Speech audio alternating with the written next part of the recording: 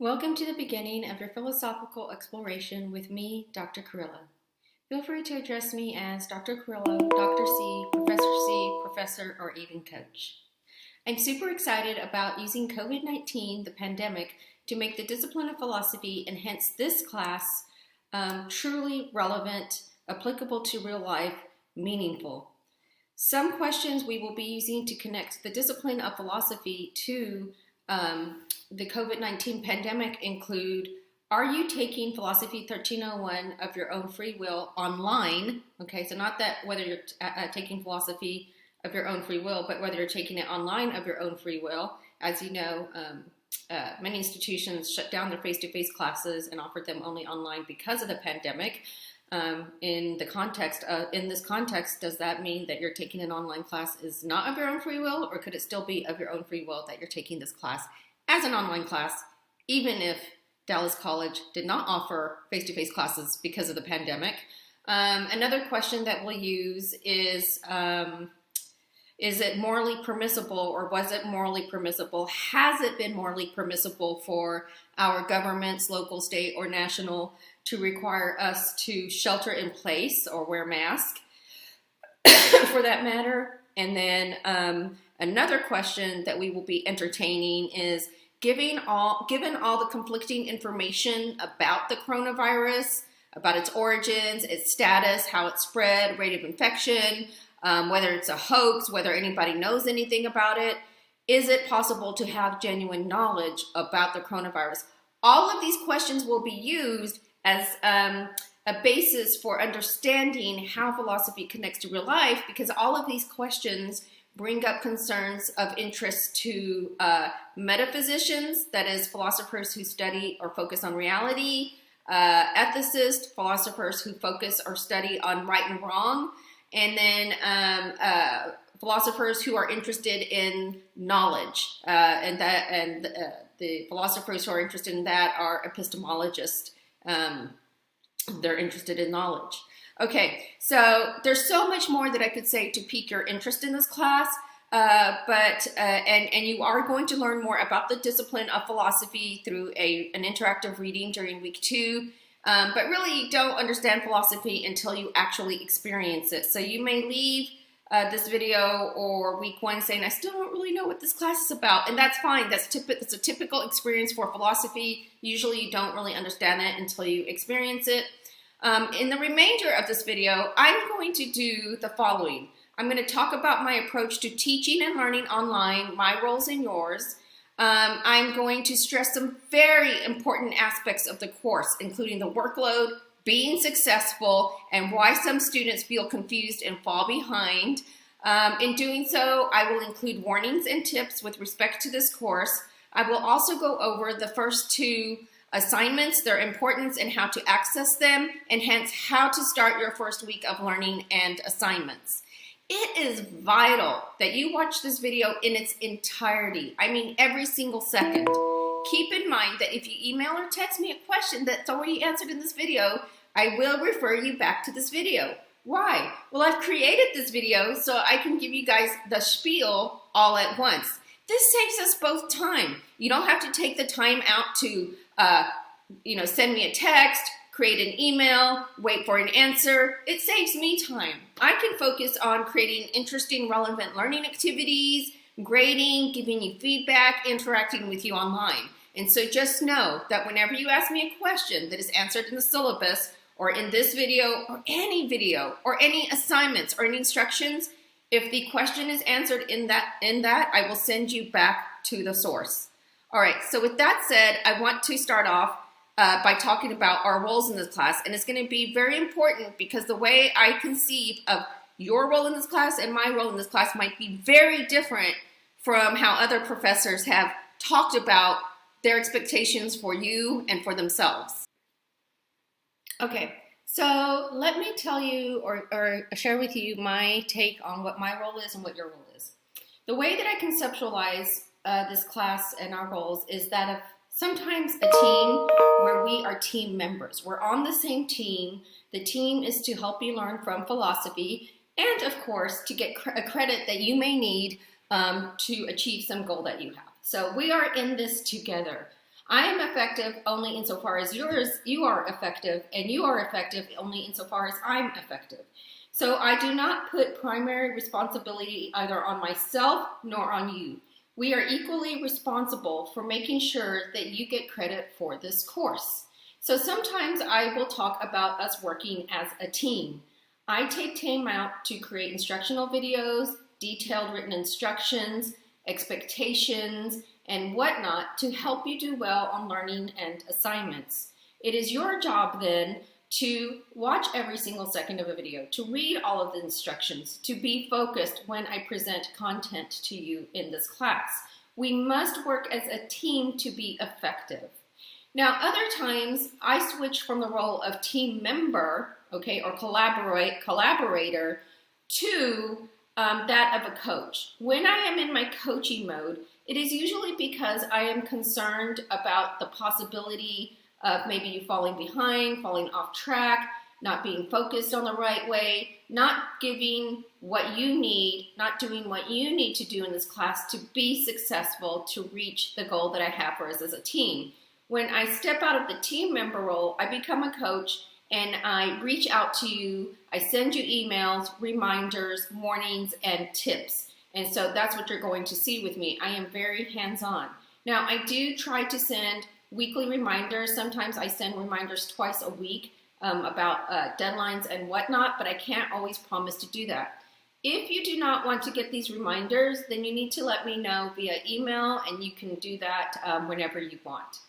All right, so in the next part of this video, I am going to stress some very important things about the class that can make or break the experience for you, things that will help you be successful and not confused. Okay, so let's start off with the fact that this is an 8-week section. While I have cut out a few assignments from my 16-week version of this course, it is an 8-week section nevertheless. What does that mean? It is super compact. It is super condensed. And hence, yes, stressful for both me and you. We have a lot to accomplish in a lot less time than a 16-week course. The next thing I want to emphasize has to do with, like I said, success and confusion. So it is important, as I've already touched on, that you read every single word in every single document on every single Blackboard page, bundle page, task page, in every review, every written lecture, every written lesson, every quiz, every question, well, not quiz, every question, every prompt, every set of assignment instructions. If I wrote it down, it's important to read. Likewise, you need to listen to every single second of every video. When it comes to instructions and assignments or prompts or anything that I write down that requires you to do something, you must follow the instructions exactly. Now, one thing you're going to notice, especially when you do task 2, is that I will give you written instructions to complete an assignment, but attached to that will be instructional videos. The instructional videos often have, and almost always have, missing information, missing requirements, examples, lessons that you need to do the assignment that you will not find on the internet or anywhere written in the course. While you might be able to find information relevant on the internet and elsewhere, you cannot be guaranteed that what I want from you, how I want it from you, will be the way that I want it from you, from my mind, from my perspective. So make sure that you're using only course materials to work through this course. The worst thing you can do in my course is assume that this course will function the way your other courses have. I'm pretty innovative and on top of my game when it comes to actual learning and real teaching. What has been true of courses in the past for you, especially online classes, may not be true in this class. My class may operate really, very radically differently from any other course you have ever taken. And actually, there's another thing that may be just as detrimental in terms of an unchecked assumption you might be working with as a student.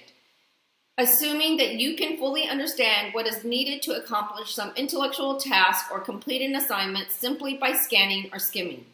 I am very picky in what I want from you. Hence, the detailed instructions and explanations in my assignments, lectures, and more. Always assume, so now I'm telling you, I am giving you an assumption to make and work on. Always assume that I will state in writing or within a video something that you don't know, that you didn't know, you need to know to do well in this class. That is about a topic or the instructions, requirements, expectations, okay? So again, I have a very specific idea of what I want you to accomplish in this class throughout each week. You need to make sure you're getting all of the information, whether in videos or in writing. Students who tend to be confused and fall behind are the ones who just blow off the videos, blow off the written instructions, read a few words in a lesson or read a few words in some instructions, skim the video. Those are the students that tend to give me, and I'm in coaching mode right now, by the way. So right now I'm not talking to you as a team member. This is Dr. C in her coaching mode. The students who tend to fall behind and be the most confused and be most frustrated with the class are the ones who are kind of self-sabotaging themselves because they're not reading everything, they're not listening to all the videos.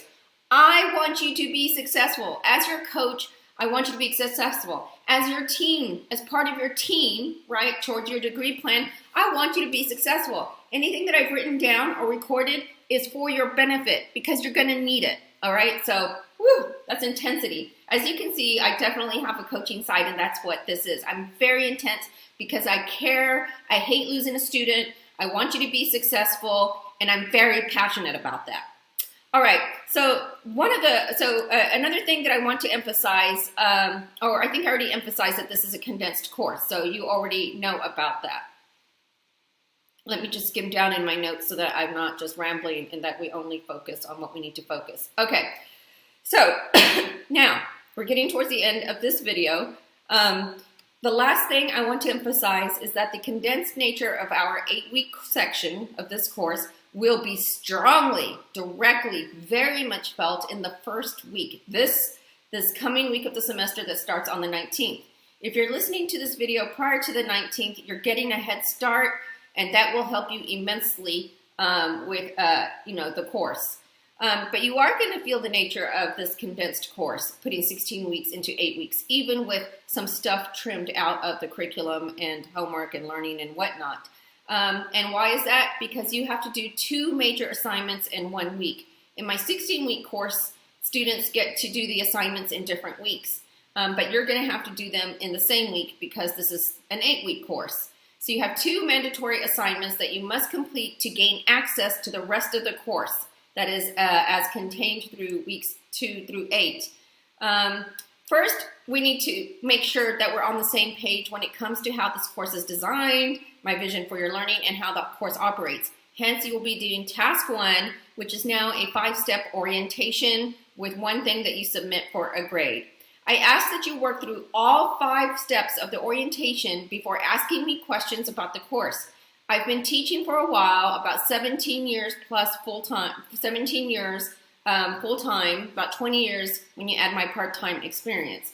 So I'm confident, so I'm pretty good at anticipating student questions, student concerns, and whatnot. So work through the entire orientation and through all of the videos that I present from between now and then in this course before you ask me questions. I am confident that you will get 99.99% of the information you need to make sense of how this course works. Remember that task 1, the orientation in week 1, counts for 5% of your grade. Okay, the next thing that you have to do is more intense. It's intense and it can be intellectually challenging and requires a lot of focus and effort. And that is task 2. In task 2, you will be creating some of your own content for this course. Content you create to use throughout the entire semester. What I'm talking about now is something I call often the mandatory writing assignment. Sometimes I refer to it as the foundational writing assignment. In the syllabus, I might refer to it as the mandatory argument constructions. And I might say that there's only 1 such assignment, but there's actually 4 arguments that you're going to create, but there's only 1 assignment in which you do that. So this task includes a number of video lectures on what I want from you with lots of examples, very detailed instructions. So make sure you listen to all of those lectures and lessons, demonstrations, coaching videos. This is probably just that will take about 1.5 hours to 2 hours of your time.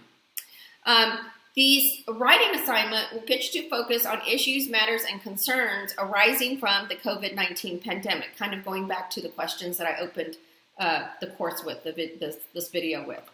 All right, so in the remainder of this video, I am going to focus on the following. I'm going to demonstrate how you get to the week 1 learning and assignments. I'm going to demonstrate that something called adaptive learning is used within the bundles and across the bundles.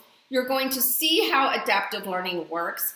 And as I walk you through the week 1 bundle of the learning and assignment, I will throw in additional coaching, warnings, and tips and being really successful in this course, but with a particular emphasis on the week 1 tasks themselves.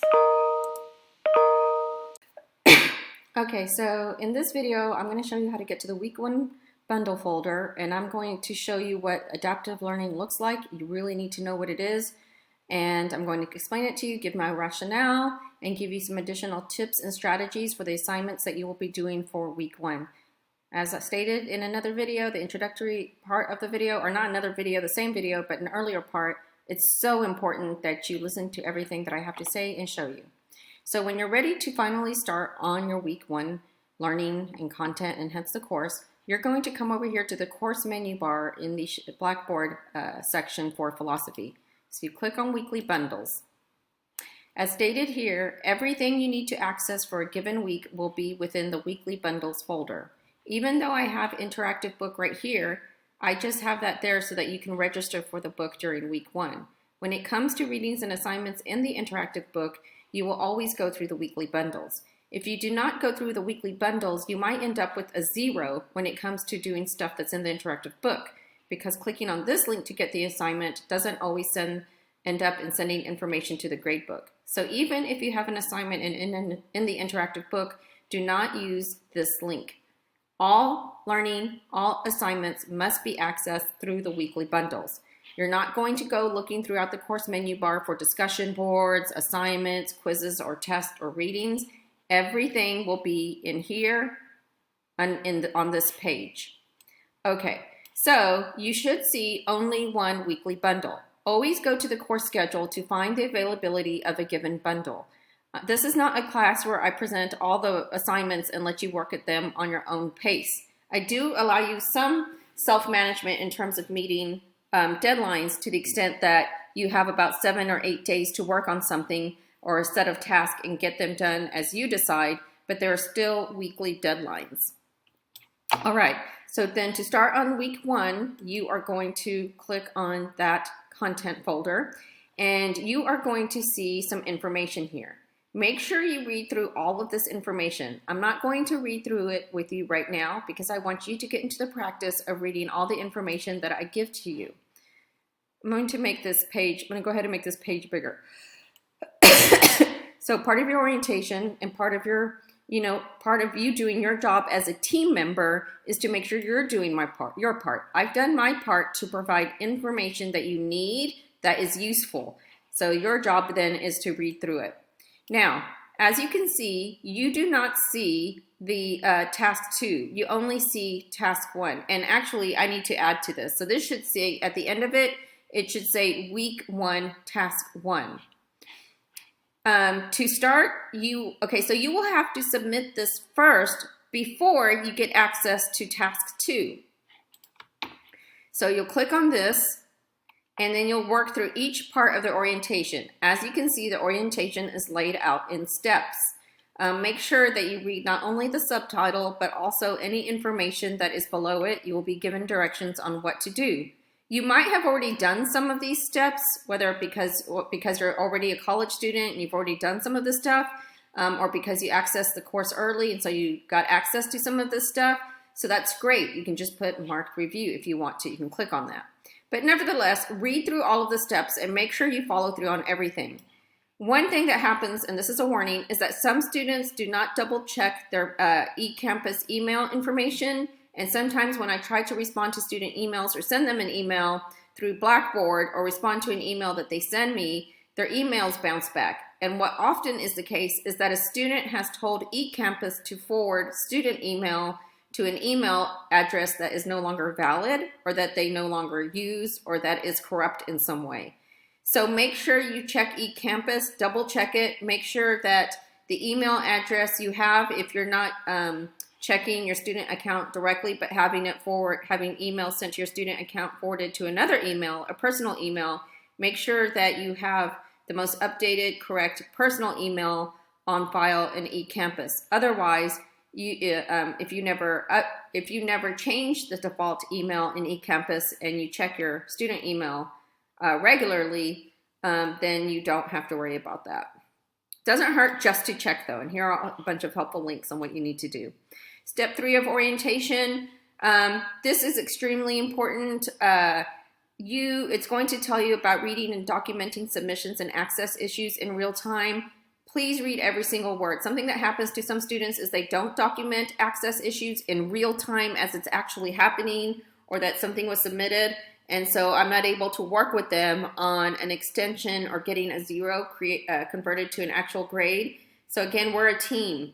I give you information on how to document issues that arise or submissions. You never have to send me any documentation of submissions, but I think that you should always do that. And I tell you how to do that. You do not turn in your documentation to me unless there is a problem. So again, know about this, read this, realize that this is in force the entire semester. Know that you do not have to send me your documentation of submissions, but that you should keep said documentation on file in case I claim that you did not do something, as well as any real issues in real time that keep you from doing something. Step 4 of the orientation, again, you've got to make sure you're reading everything. Right there you can see the little words right there. So this tells you register for access to the Smart Book. What happens with some students is they're reading too fast and skimming, not reading everything. And so they'll email me and say, well, how do I access the Smart Book? And I'm like, well, did you read what I wrote below the Step 4 title? And it says, what does it say? Click on Interactive Book for instructions. So again, you have to read everything. I'm pretty good at making sure you have all the information you need to do well in the course. Then you can see that there's a Step 5. Step 5 orientation says complete and submit results for the orientation review quiz. So now I'm going to give you some tips and strategies and pointers. So make sure you read about this stuff right here. Again, don't assume that the way my course works is the way that other courses work, and that includes Blackboard created reviews or assignments. Notice in this question, I say use page 1 of the syllabus to determine whether the statements below align with what is stated on that page. Notice this is telling you where to go to find the information you need to make the correct selections. This assignment is mostly over the syllabus, but may also have you go to certain pages in our course Blackboard. This assignment is asking you questions about information in the syllabus and the course Blackboard to make sure that we're on the same page in terms of course operations and how things work. This is not a scavenger hunt. Therefore, I do tell you where to go to get the information. Some students won't read this. They'll just go directly to this, and so they're confused or they're wasting time and taking longer than necessary to complete an assignment. Okay, so let's go to the next item. Use the information on page 2 of the syllabus to type in the best words. So again, you can see that I tell you exactly where to go to find the answer. You're going to continue to work through these items. Again, make sure you're reading the prompts carefully. Make sure you're reading the questions carefully. Make sure you're reading every single thing in a given assignment carefully. That includes the prompts, the questions, the stems, the possible answers. Read slowly and carefully, and that's for every assignment in this class. Now, this last thing here you can see is worth 30 points. It says use information in this video to get the prompt for this item. Click here.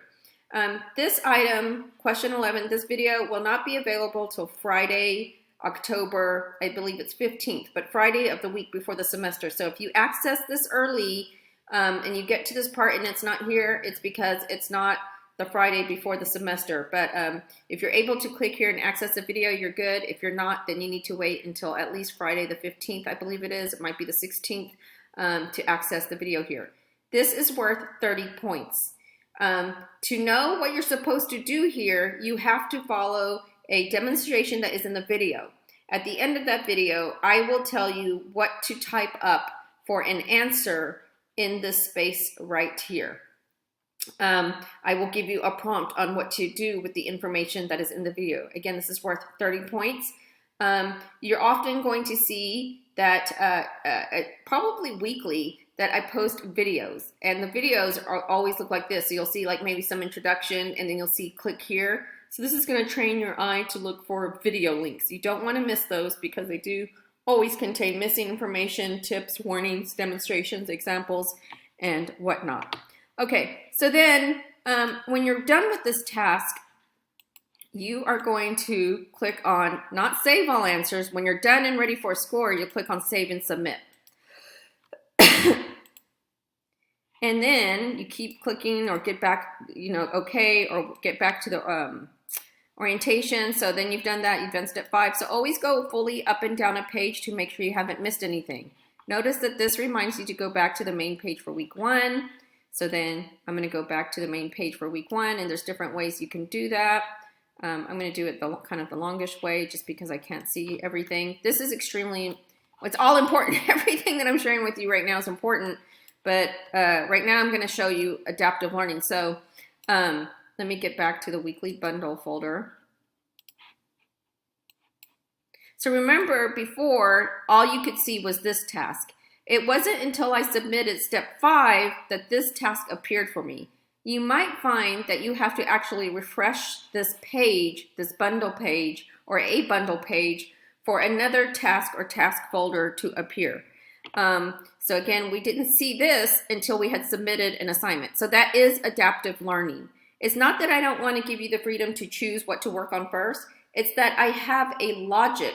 There are certain things that need to occur for you to fully understand and execute what is expected of you, whether it's just the operational aspect of a given bundle, it's learning and graded assignments, or whether it is following instructions to get the intellectual outcome or project that I have in mind. That is why I use adaptive learning, to make sure that you are getting information that you need to do well on something else. So one task might be focused on getting you some lessons that you need, and then you submit evidence of having paid attention to those lessons in order to get to another task where you apply what you learned in the lesson. So that's just an example. But notice that I do give you this information here. So again, read everything that I write. I remind you here, I say you must submit orientation step 5 in this folder before task 2 will appear on this bundle page. I even remind you to refresh this bundle page. Okay, so now you can see task 2. Now just to give you a heads up, you can see that I give you an estimate of how many hours you're going to spend on the assignment. This is an 8-week course. You spend approximately 80 hours on a course in a given semester. Let's take a face-to-face class. You will spend approximately 80 hours. How did I come up with that? For each hour spent in class in a 16-week course that is on campus, plus I added what higher educator researchers say you should spend as an amount of time on class. So an hour for each time in class, you spend almost 3. In a face-to-face 16-week class, you spend about 3 hours on campus, 2 hours and 40 minutes, 2 hours, 20 minutes. Therefore, it's about 5 hours a week. So that's how I came up with 80 hours. And so based on that idea of how much time you would be in a face-to-face on-campus class and how much time research shows you should spend on that class outside, I have come up with 80 hours. And then basically, you're spending about 10 hours a week on this course. All right, so then you would click on this. You can see that I say it's going to take 7 hours. Here's an example of making sure you read everything so that you don't miss something. So this says download written instructions. Here you say click here, and then this just tells you what the different parts of the video are. As you can see, there's quite a bit of instruction. Do not skip it. Do not assume that you already know what is required to do for this task. You need to watch all of this video to do well on this task. And actually, okay, yeah, so you need to make sure that you're doing everything that is in here. And I think there might be a video link missing, so after this video, I'm going to go back in here and make sure that all the video links are in here, because there's definitely a video here, nor any references to weeks 2 or 3. Yeah, so there might be another video that I need to add, paragraph 1, 2, 3, 4. Yes, there are actually more videos, but I will add those. Okay, and then you can see that, so you watch these videos, you get your lessons on what it is that I want you to achieve in task 2, and then you're going to read this, very important, and then you're going to click here to submit your answer. So I'm just giving you an overview of what to expect from the first week's bundle 1. I'm giving you a heads up and whatnot. That is very important. Like I said, there's some videos missing from this. I'm gonna add those back in. Make sure that you read everything, listen to every second of every video. Make sure you pace yourself. I'll explain more in the last item 11 of the orientation, the graded orientation item. I will explain to you how you use the course schedule to make sure you get everything done and iterate why you should not use the grade book.